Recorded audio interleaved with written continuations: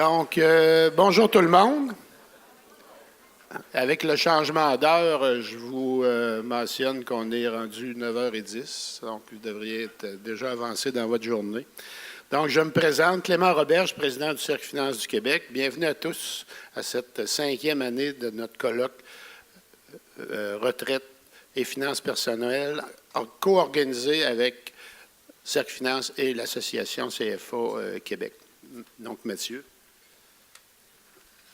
Bonjour, je me présente, Mathieu Doucet, président de CFA Québec et gestionnaire de portefeuille adjoint chez RBC PHN. Alors, nous sommes fiers, au nom de CFA Québec, de s'associer avec le Cercle pour cette 5e édition du colloque Retraite et investissement institutionnel. Un bref mot sur notre association locale. Il y en a plus de 146 dans le monde, mais celle de Québec, 245 membres. Notre conseil d'administration et notre coordonnatrice, on travaille à livrer des activités, contenu éducatif avec les universités, opportunités de réseautage pour les professionnels, puis livrer des initiatives pour promouvoir l'éthique dans les services financiers. Donc, encore cette année, on a beaucoup de contenu tout au long de la journée, donc on va être très bref, on va démarrer rapidement. D'abord, merci beaucoup à nos partenaires financiers sans qui ce serait absolument impossible de faire cette activité-là, même si pour l'essentiel, on est bénévole. Donc, merci infiniment. Merci à vous d'être présents en grand nombre, en très grand nombre. C'est notre plus grosse année. C'est pour vous qu'on le fait. C'est pour la formation des membres de comité de retraite puis la réflexion sur les finances personnelles. Donc, merci d'être avec nous. Merci aux membres bénévoles du comité organisateur. Merci à tous les conférenciers qui sont tout aussi bénévoles également et qui amènent une expertise de haut niveau. Merci également aux diverses associations qui nous ont appuyés comme partenaires de diffusion encore cette année pour aviser leurs membres de cette activité. Vous allez pouvoir voir tout au cours de la journée, quant à nos partenaires financiers, au verso du programme, vous allez voir également affiché à diverses occasions pour les remercier. On va en profiter ce matin pour tous les mentionner une fois et vous les verrez au cours de la journée. Donc, si on y va au niveau des partenaires financiers, Platine, Finance Montréal depuis plusieurs années avec nous, Autorité des marchés financiers, Corporation financière, Power, depuis plusieurs années aussi, Manuvie, Industrielle Alliance, Desjardins, Financière Sun Life. Également SSQ, Investissement et Retraite, Mercer, BMO, Gestion mondiale d'actifs, Groupe financier Connor Clark Lund. Et partenaire argent, Optimum Gestion d'actifs, la Chambre de sécurité financière, Jarislowsky Fraser, conseiller TE, Aaron, Gestion institutionnelle Franklin Templeton. Et les partenaires bronze, Exovest, Fiera Capital, Gestion de placement Internet, Banque nationale, marché financier, CIBC, Gestion d'actifs, Normandin-Baudry, BMO, Gestion de patrimoine, Triazima, Fonds d'action, Fonds de solidarité FTQ, PBI, CI Institutional, CBRE Global Investors. Comme vous le constatez sur le programme, le principe de fonctionnement est sensiblement le même que l'année dernière. Donc, on est ensemble tous. Cet avant-midi, il va y avoir 2 fois 2 panels. Ce midi, on se réunit et on a des gens qui viennent se joindre à nous pour le dîner. 2 fois l'après-midi en même temps et la séance de conclusion qui va être ici. Donc, pour commencer ce matin, j'invite M. Henri-Paul Rousseau, vice-président du conseil du groupe Power, qui est avec nous depuis 4 ans, un de nos solides supporters. Il se passe de présentation. Je vais mentionner simplement sa très grande expertise et son très grand intérêt pour la retraite et les finances personnelles. Il nous entretiendra de la numérisation et de la réglementation du conseil financier, un secteur qui est en mutation profonde au cours des prochaines années. La conversion de plusieurs régimes de pension vers du cotisation déterminée et l'accumulation des épargnes des particuliers rend toutes ces solutions-là particulièrement importantes. En fin de journée, d'ailleurs, le dernier panel va aussi revenir sur ce type de contenu-là. Donc, on devrait avoir terminé à 8h45 et vous descendrez rapidement dans les salles en bas pour qu'on puisse suivre notre cadence. Donc, M. Rousseau.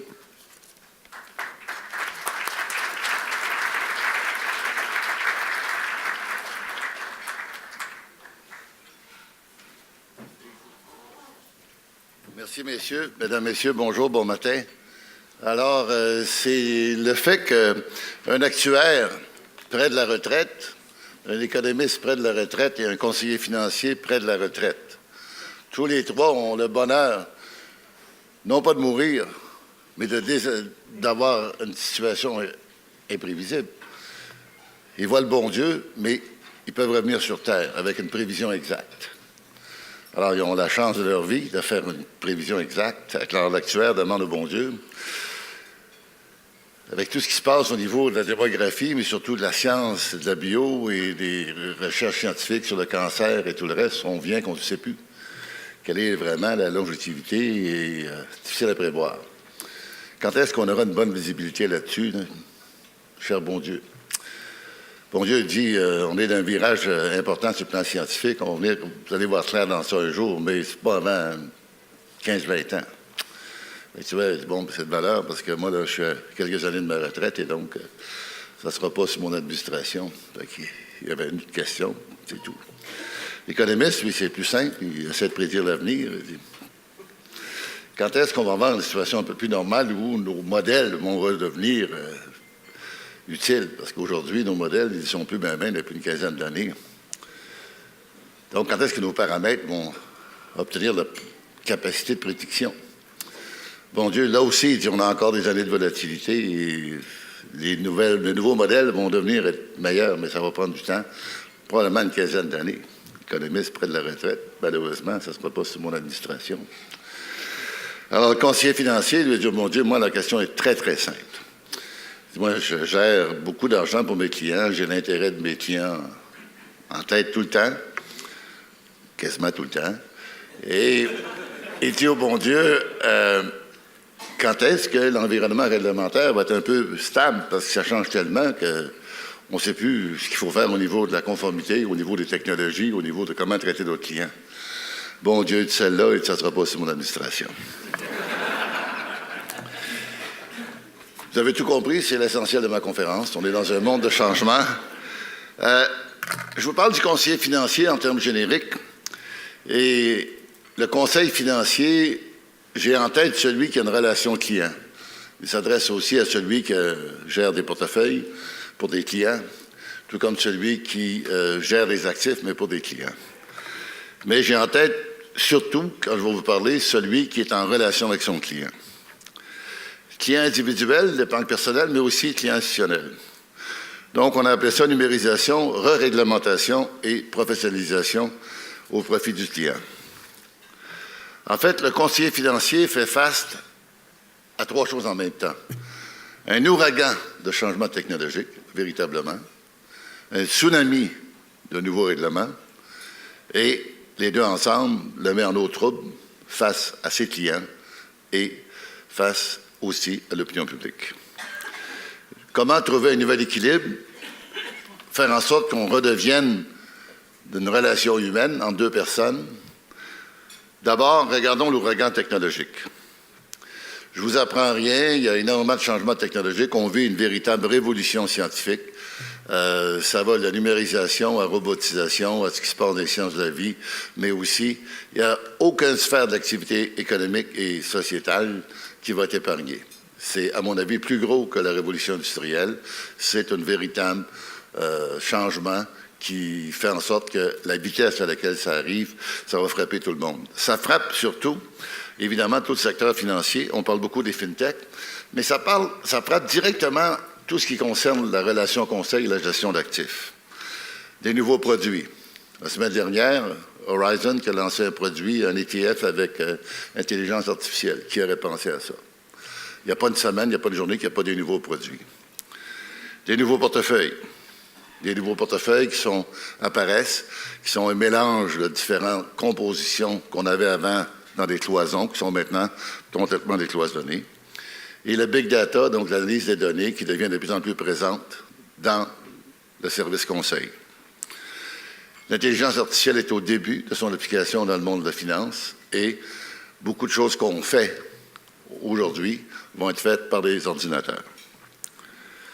C'est la même chose pour ce qui concerne l'approvisionnement des produits. Non seulement la nouvelle technologie les amène, mais la façon de les amener, ces changements. De nouvelles plateformes de toutes sortes. En fait, c'est un nouveau écosystème qui se bâtit. Et jour après jour, on voit des nouvelles choses arriver. Dans le fond, il y a à la fois un phénomène où le conseiller financier a plus de choses nouvelles à offrir, mais en même temps, il y a de plus en plus de compétition qui vient de différentes sources qu'il n'avait pas regardées avant. En fait, l'acquisition d'un client se fait différemment. On parle de plus en plus de canaux omni, c'est-à-dire que le client qui se promène au téléphone, sur Internet ou dans une succursale souhaite pouvoir être traité comme un client unique et non pas comme un consommateur de différents produits. Donc, beaucoup d'entreprises essaient d'aller vers le omni-channel, comme on appelle. Les réseaux sociaux sont de plus en plus utilisés, non seulement pour approcher les clients, mais pour les acquérir et distribuer les biens et les services. Ce qui fait qu'on a maintenant un consommateur qui a des nouvelles attentes. Ça fait longtemps que chez vous, vous êtes passé de 4 commandes à distance pour votre télé, votre vidéo, votre ci, votre ça, à une seule commande universelle, alors que dans le monde de la finance, on a encore énormément de fonctionnalités disparates. Et pour le consommateur épargnant, comment se fait-il que c'est simple de gérer le monde de divertissement? Il voit l'automobile qui est de plus en plus facile à gérer, même qu'il le conduit lui-même. Il y a toutes sortes de gadgets et c'est pas fini. Alors que ça demeure très compliqué quand il fait la comparaison entre les deux. Comment ça se fait que la finance demeure aussi compliquée pour lui? En même temps que ça arrive, beaucoup de choix technologiques doivent être faits par les conseillers financiers et gestionnaires de portefeuille. C'est des nouveaux outils et c'est des fonctionnalités. Donc, on arrive de plus en plus à un monde où on a accès à des applications multiples qu'on peut intégrer à nos systèmes informatiques. C'est vrai pour la gestion de portefeuille, c'est vrai pour votre comptabilité, c'est vrai pour la conformité. Et je veux attirer l'attention sur une nouveauté importante qui s'appelle l'agrégation de données. Si vous étiez en Europe, vous seriez plus nerveux depuis quelques années, depuis quelques mois, parce qu'en Europe, au mois de juin 2018, ils vont avoir adopté en place une loi qui fait en sorte que l'information sur un client ou d'un client lui appartient de façon, je dirais, fondamentale. Au tel point que ce client peut décider de demander à l'institution de détruire l'information, comme il peut demander à l'institution de prendre cette information-là et de la transférer à un tiers. Et va apparaître, donc, en Europe, c'est déjà le cas, des gestionnaires de données au service des clients. C'est l'account aggregation que les Américains font, mais du côté de l'Amérique, ce n'est pas par la loi, c'est la technologie qu'on appelle gratter l'écran, le screen scraping du compétiteur, qui permet d'aller chercher l'information, en autant que le client a fourni à un tiers les informations sur les codes pour accéder au site Internet du fournisseur. Qu'est-ce que ça fait, ça? Ça change complètement la relation entre le client et son conseiller, ou plutôt le conseiller et son client. Vous avez tous en tête que le conseiller qui arrive chez vous, ou si vous êtes conseiller, vous arrivez chez le client, il sort ses boîtes à souliers, puis il y a plein de paperasse, avec tous les rapports des banques, des fiducies, des assureurs, tout le kit.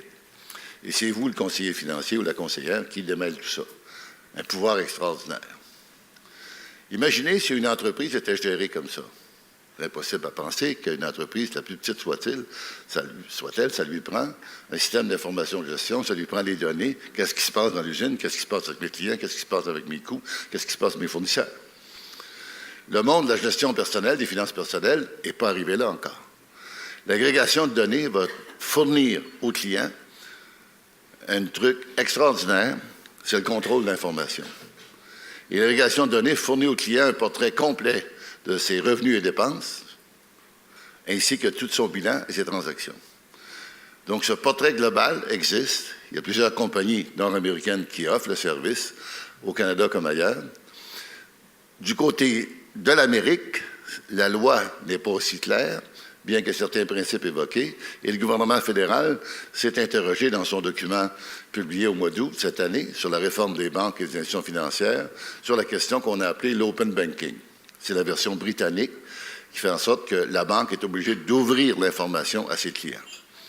Ce concept d'open banking va changer complètement comment la gestion des finances personnelles se fait dans le monde occidental et dans le monde moderne.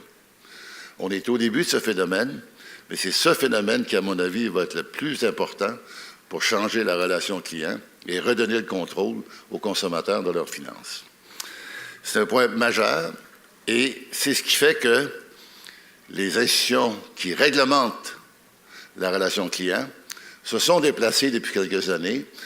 Lors de la crise de 2008, suite après, l'urgence des réglementaires à travers le monde, c'était ce qu'on a appelé le prudential.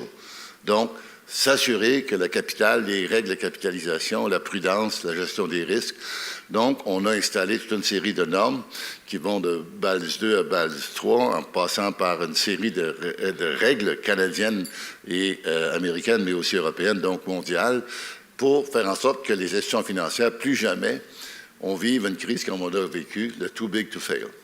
Mais rapidement, on a eu différents scandales sur le change étranger, sur le Libor et le reste, et le focus des réglementaires s'est déplacé vers la réglementation qu'on a appelée le market conduct et le behavior conduct, c'est-à-dire regarder et instaurer des règles qui vont encadrer le comportement de ceux qui gèrent les avoirs des clients.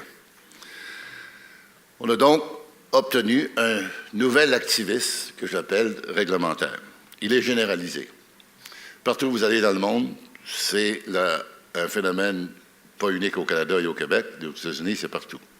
Et ça prend différentes formes, mais il y a quelques notions qui se retrouvent dans tous les pays. Plus de transparence. Au Canada, on a appelé le module de relations clients 1, 2 et 3. Donc, c'est essentiellement la transparence sur les rendements, sur les coûts, sur tout ce qui concerne la relation entre le conseiller et son client.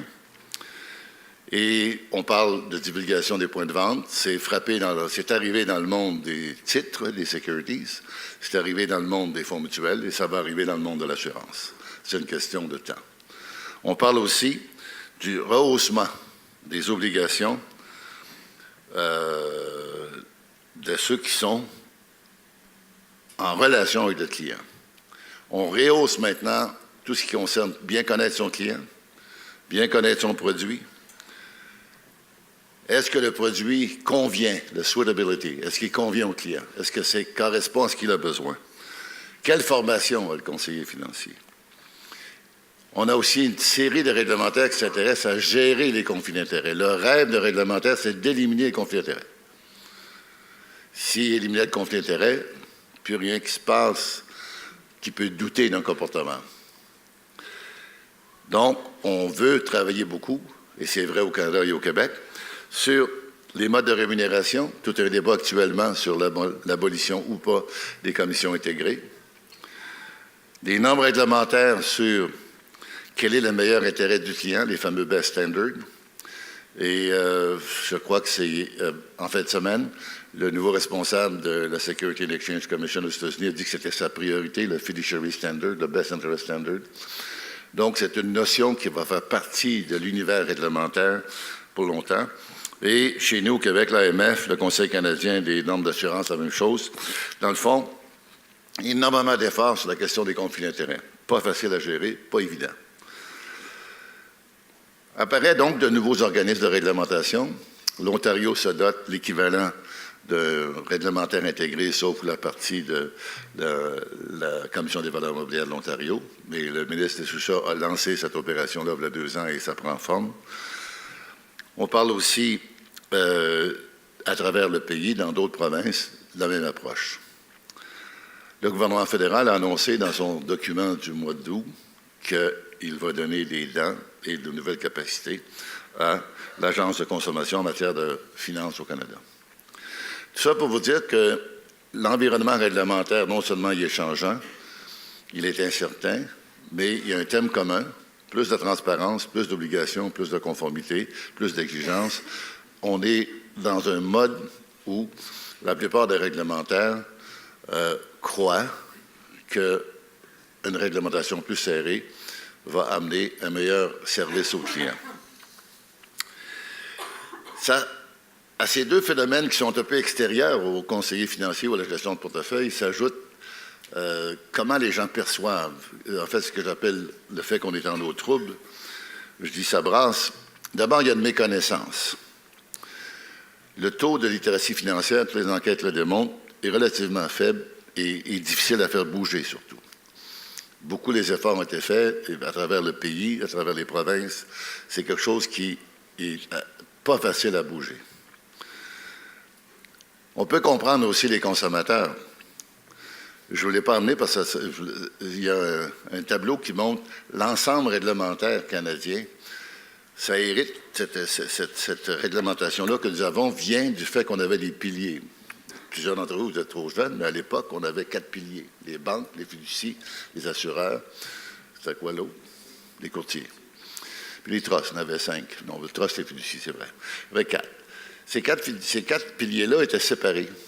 Et avec le temps, pour toutes sortes de raisons, les banques ont intégré plusieurs, mais aussi d'autres business ont littéralement disparu. Mais pendant très longtemps, on avait une réglementation puis une vision de la finance par produit. Un monde de produits. D'ailleurs, les systèmes informatiques sont par produits. Puis, soudainement, on est arrivé à un point où c'est d'abord le client qui compte. Mais le client, lui, il fait face au cours aujourd'hui.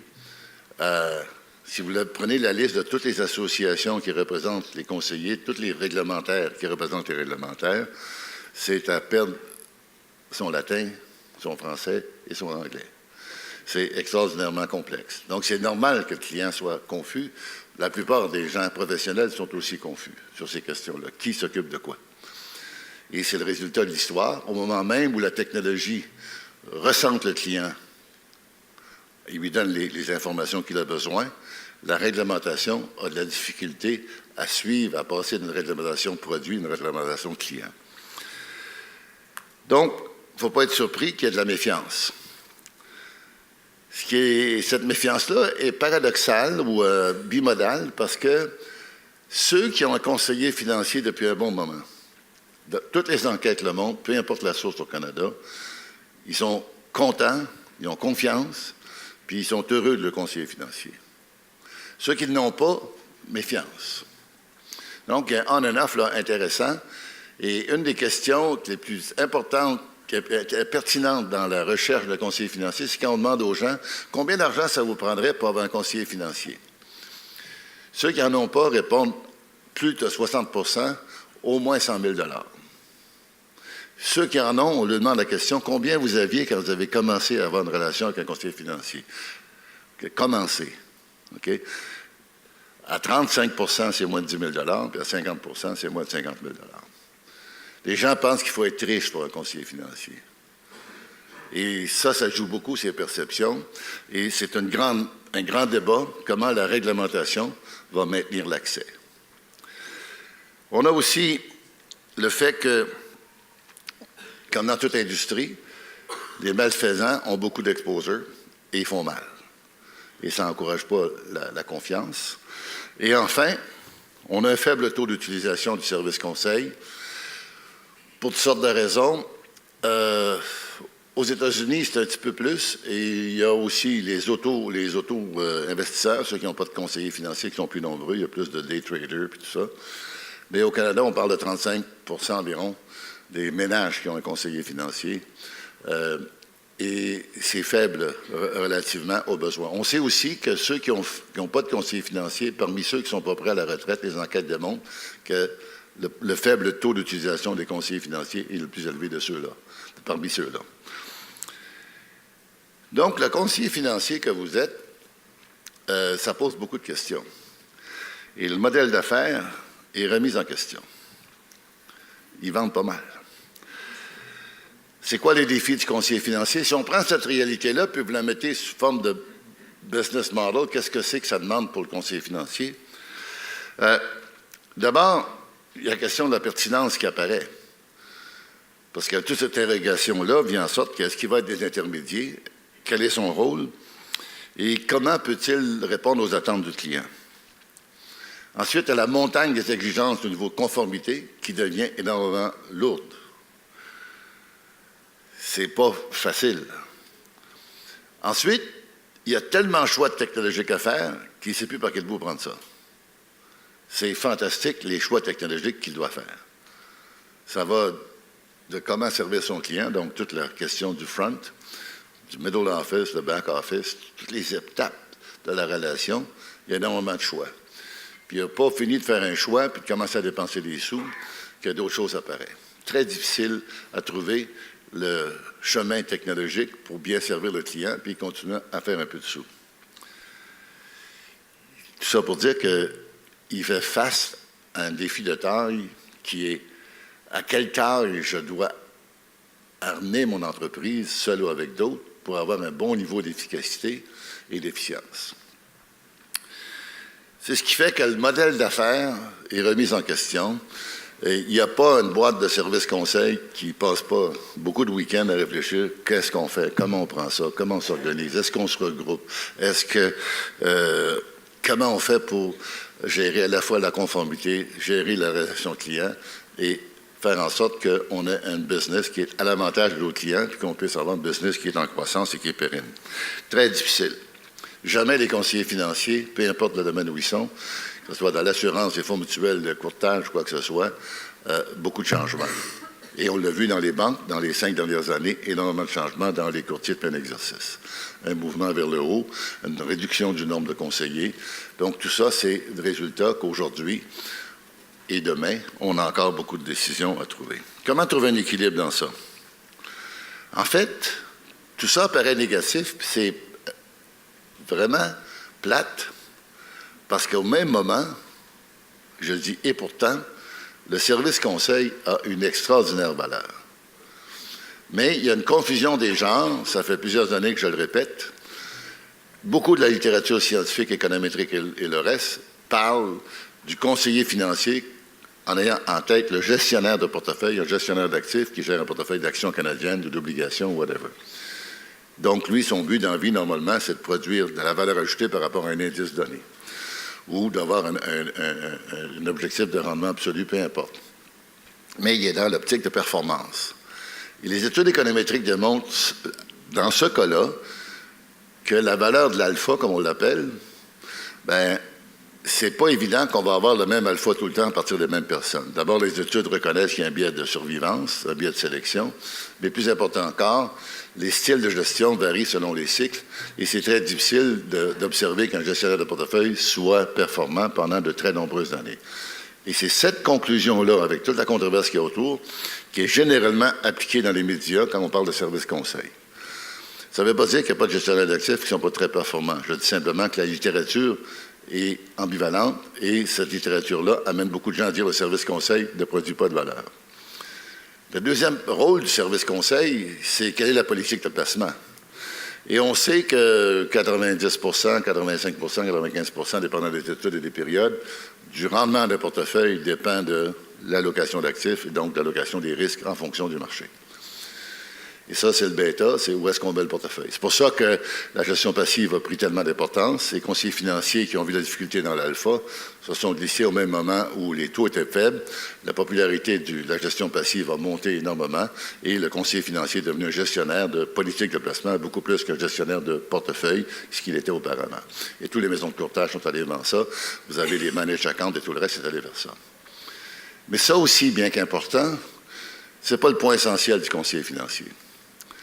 Qu'est-ce qui fait que le conseiller financier a beaucoup de valeur? Et je fais appel ici aux études de Claude Montmarquette et de d'autres. C'est vraiment le fait que le conseiller financier est un coach.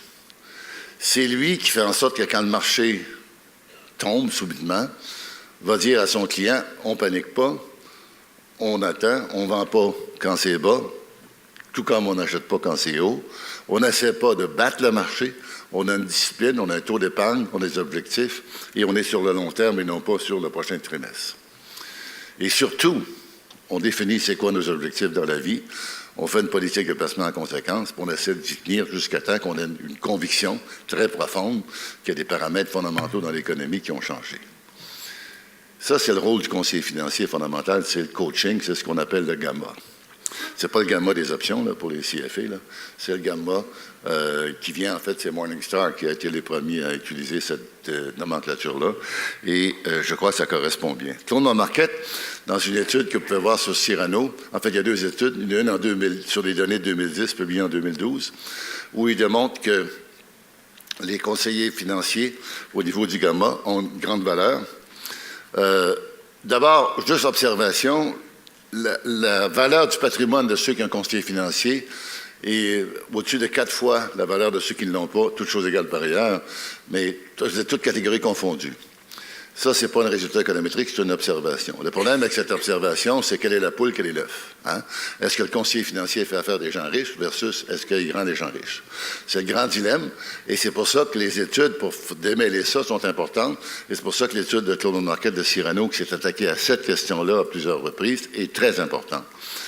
Sa première étude, où il détermine quels sont les facteurs qui permettent à un client de choisir un conseiller financier, et un coup qu'il a choisi, quelle est la valeur du service conseil.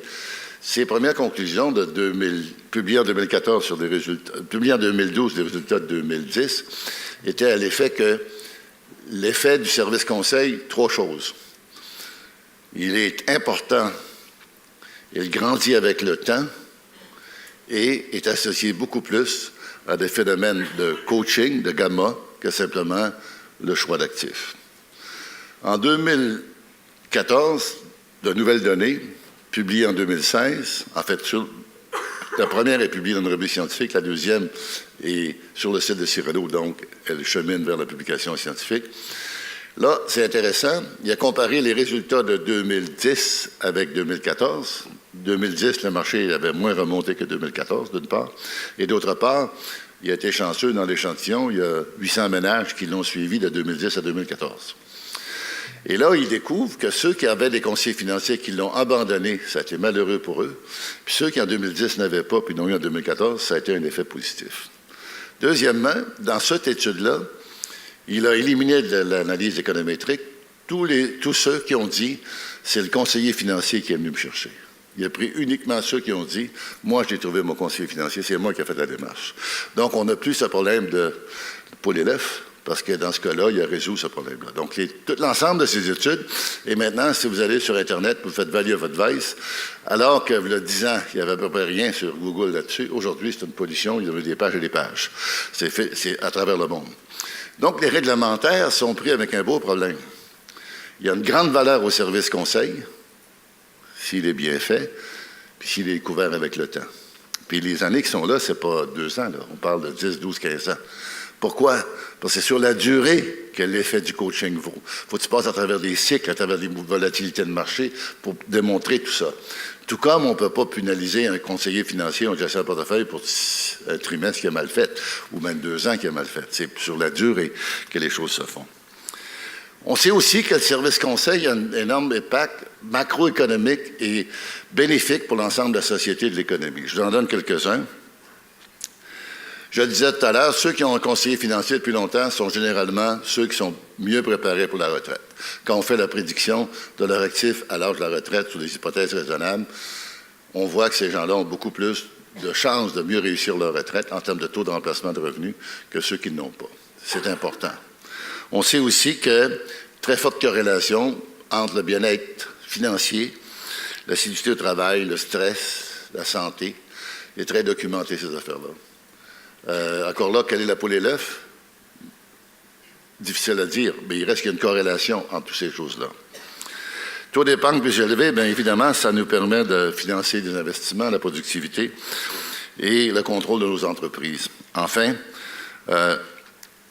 on est à un moment de l'histoire au Canada où il n'y aura jamais autant de richesses qui vont être transférées, c'est déjà commencé, d'une génération à l'autre. Et ceux qui héritent ont besoin de conseillers financiers. Dernier petit chiffre intéressant. Je vous disais tantôt qu'il y a à peu près un tiers des ménages canadiens qui ont un conseiller financier. Si on regarde maintenant l'avoir net des ménages, qui se situe autour de 4,2 trilliards en dollars canadiens, ça c'est l'année 2016. 2 tiers de l'avoir des ménages canadiens bénéficient du service conseil. 1 tiers n'en bénéficie pas. Donc, 2 tiers de l'épargne accumulée, de la richesse nette, est sous conseil, bien que ça représente uniquement 1 tiers des ménages. C'est la concentration de la richesse qui se joue là. Okay? Par contre, dans ceux qui n'ont pas de service conseil, on s'aperçoit que la proportion en dépôt est très élevée. Rien contre les dépôts, mais trop, de la bonne chose, des fois, c'est pas bon. Hein? Et dans l'allocation des actifs, ça joue. Et évidemment, le rôle du conseiller financier, c'est d'essayer avec le client de déterminer ses objectifs, ses préférences pour le risque et de déterminer un portefeuille qui correspond, une politique de placement qui correspond à ses préférences. Et en général, ça l'amène à prendre plus de risques. Curieusement, on observe beaucoup, et ça c'est une étude des gens de l'Université Laval ici qui l'ont démontré, les day traders sont généralement surconfiants et souvent la performance qu'ils ont n'est pas ce qu'elle devrait être. Dans le fond, pourquoi les institutions bénéficient de rendements sur de la durée, de très bons rendements en général, les grandes institutions? C'est parce que c'est fait de façon professionnelle. Qu'est-ce qui se passe depuis 15 ans? C'est le déplacement du professionnalisme vers l'épargne personnelle. On est dans cette transition-là. Elle se fait au même moment où les réglementaires veulent l'encadrer et correctement, puis où les changements technologiques sont là.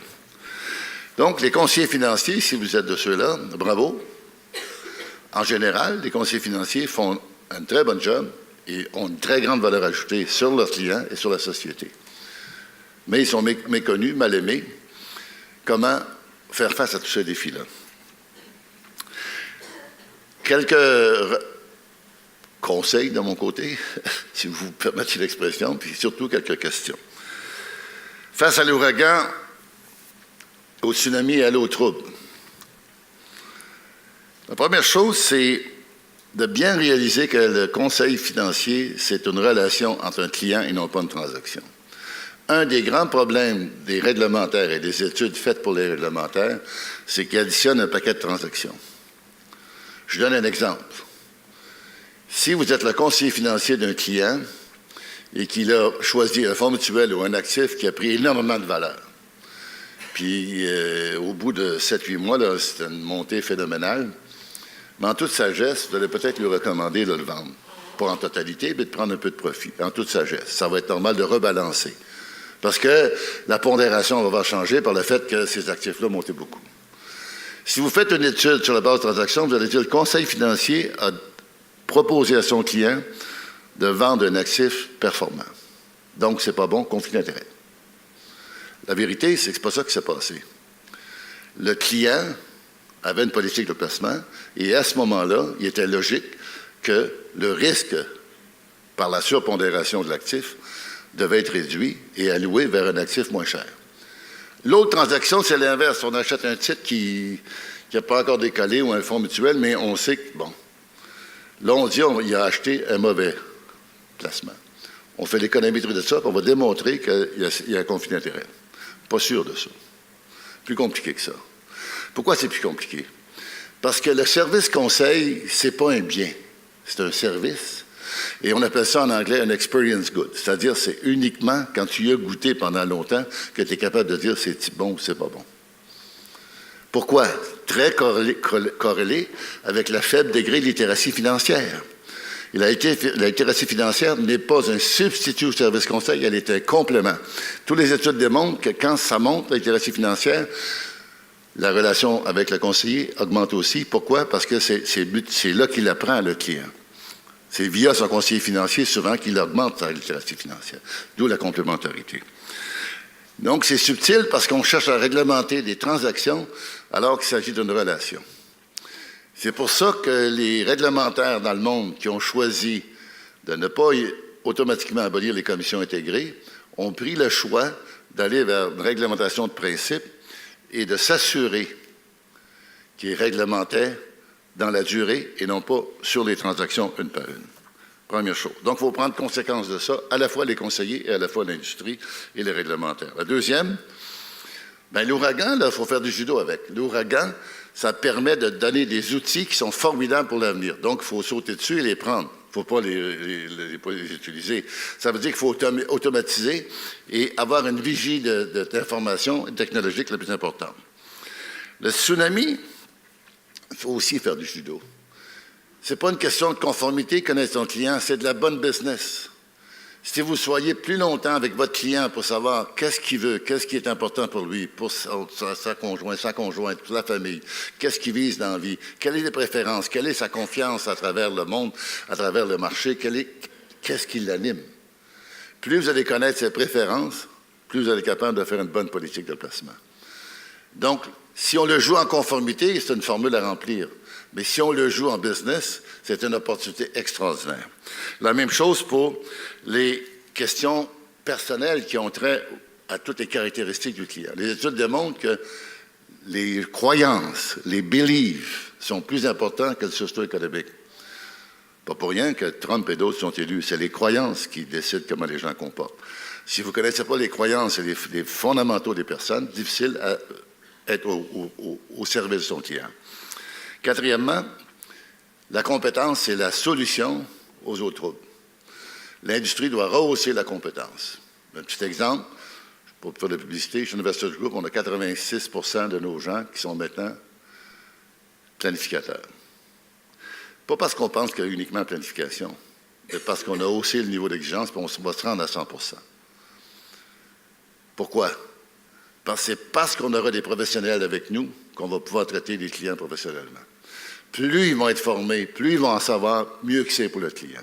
Puis plus l'industrie va être composée de gens super compétents, mieux ça va être pour l'industrie et pour toutes les compagnies. Et nous, on souhaite que tout le monde augmente la barre. Il faut augmenter la barre tout en conservant l'accès. C'est ça le défi. Enfin, il ne faut pas se gêner de travailler en équipe. Quelques questions et je termine là-dessus. Très rapidement, parce que j'achève mon temps. Je vois la madame à côté. Premier défi, comment réduire la confusion? Les gens sont confus. Il faut les aider. Il faut peut-être simplifier l'univers. Les produits, c'est difficile. Mais les organismes, les nombres de juridictions, les nombres de nomenclatures, c'est incroyable comment la médecine est quand même compliquée, la médecine physique, le choix médical. Mais on s'y retrouve. Comment ça se fait que c'est si compliqué de se retrouver en finance? Deuxième question. Attention à rendre tout le monde dans le même bac. C'est pas vrai. Il n'y a rien de plus hétérogène qu'un individu et son plan financier. C'est différent d'un à l'autre. Il faut être capable, donc, de standardiser le service, la qualité, tout en respectant l'hétérogénéité. C'est ça, le défi de l'industrie. J'ajoute, il faut expliquer pourquoi il y a de la valeur dans le service conseil. Il ne faut pas se gêner. C'est très important. C'est pas vrai que le service conseil coûte trop cher. Il coûte trop cher s'il n'est pas bon. Mais s'il est bon, il n'est pas cher. C'est ça le grand défi. C'est encore une fois la compétence et le service conseil de qualité et le plus souvent qu'on peut l'expliquer. Donc, l'uniformité du service. C'est à ceux qui ont, dans leur équipe des conseillers financiers, s'assurer qu'il y a une uniformité des services. Compliqué ça, mais c'est faisable. Un service uniforme de qualité qui respecte la différence entre les clients et qui exige la compétence. C'est les mots-clés. Donc, la compétence n'est pas permanente. Elle doit être mise à jour, d'où la formation continue des conseillers. C'est très important de retourner sur les bancs de l'école tout le temps. Il y a tellement de choses nouvelles. Et, by the way, le monde est passionnant. Pourquoi pas l'apprendre tout le temps? Enfin, dans tout ça, si on a ça comme règle, c'est probablement sur ce chemin-là que la question du meilleur intérêt du client va être respectée. Pourquoi?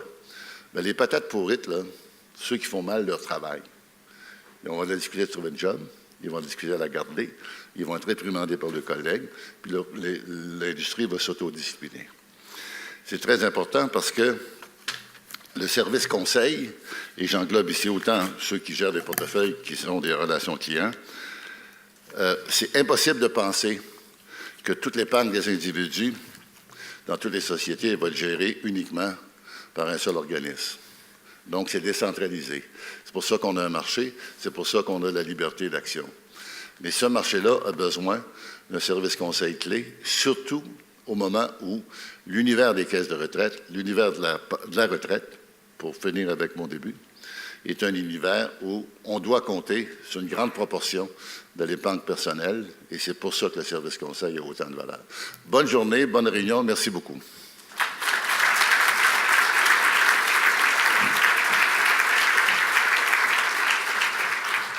Alors, merci beaucoup, M. Rousseau, pour votre exposé. M. Rousseau sera disponible pour prendre des questions durant l'avant-midi. Nos panels commencent dès 9 h, alors je vous invite à vous rendre au niveau 1 pour accéder aux salles de conférence. Merci.